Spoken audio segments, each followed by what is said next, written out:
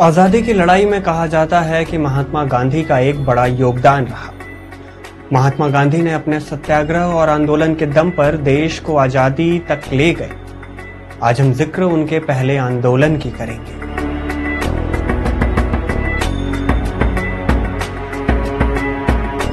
साल 1915 जनवरी के महीने में गांधी जी भारत लौटे। जनता ने बड़े ही गर्मजोशी से उनका स्वागत किया। दक्षिण अफ्रीका में उनके संघर्षों और उनकी लोकप्रियता ने उन्हें भारतवासियों के बीच चर्चा का विषय बना दिया था। केवल पढ़े लिखे ही नहीं बल्कि अनपढ़ लोग भी गांधी जी के बारे में जानने लगे थे। साल 1916 में महात्मा गांधी कांग्रेस के लखनऊ के अधिवेशन में शामिल हुए। गांधी जी अधिवेशन में पीछे बैठे हुए थे। इसी दौरान अधिवेशन में एक इंसान उनकी बगल में आ बैठा। उसने उन्हें चंपारण आने का न्योता दिया। न्योता इसलिए क्योंकि चंपारण में एक मुद्दा जोरों पर चल रहा था।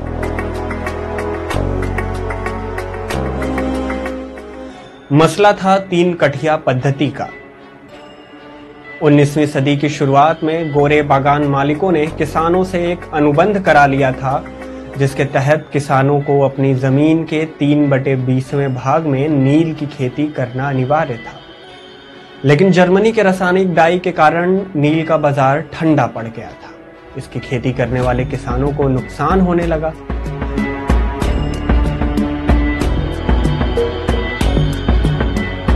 लेकिन कॉन्ट्रैक्ट से बंधे किसानों को इसकी खेती मजबूरन करनी पड़ती थी। हर किसान इससे छुटकारा पाना चाहता था। किसान राजकुमार शुक्ला ने ठान लिया था कि गांधी जी को वो चंपारण लाकर ही मानेंगे। वो गांधी जी के पीछे पीछे कभी लखनऊ, कभी कलकत्ता तो कभी अहमदाबाद तक घूमते रहे। महात्मा गांधी शुक्ला की जिद के आगे हार गए और चंपारण आने का फैसला किया। जब महात्मा गांधी चंपारण जा रहे थे तो वहां के कमिश्नर को इस बात का पता लगा। कमिश्नर ने उन्हें तुरंत वहां से जाने की चेतावनी दे दी। बंद कमरे में कमिश्नर और गांधी जी के बीच कुछ ऐसी बातें हुई कि अगले ही पल कमिश्नर ने न केवल उन्हें चंपारण जाने की अनुमति दी बल्कि उनके काम के लिए एक टेबल और एक मेज भी दे दी।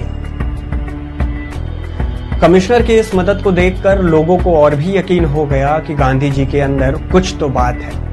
वरना कल तक जो कमिश्नर किसानों की एक न सुनता था, उसने किसानों के मामले पर सुनवाई करने के लिए आयोग का गठन कैसे कर दिया। गांधी जी चंपारण पहुंचे। इलाके में घूम घूम कर लोगों की समस्याएं जानी और करीब 800 किसानों की गवाही के बाद एक रिपोर्ट बनाई और उसे पेश कर मांग की कि नील की खेती से किसानों को हुए नुकसान का हर्जाना वापस किया जाए। काफी जद्दोजहद के बाद किसानों को 25% रकम अदा की गई। लोगों ने मांग की कि गांधी जी ने 100% रकम वापसी क्यों नहीं कराई। गांधी जी ने जवाब दिया, 100% रकम नहीं मिला तो क्या हुआ, जितना मिल रहा है उतना ही देना अंग्रेजों के लिए बड़ी बेइज्जती है। उन्हें शर्मिंदा करना ही हमारी जीत है।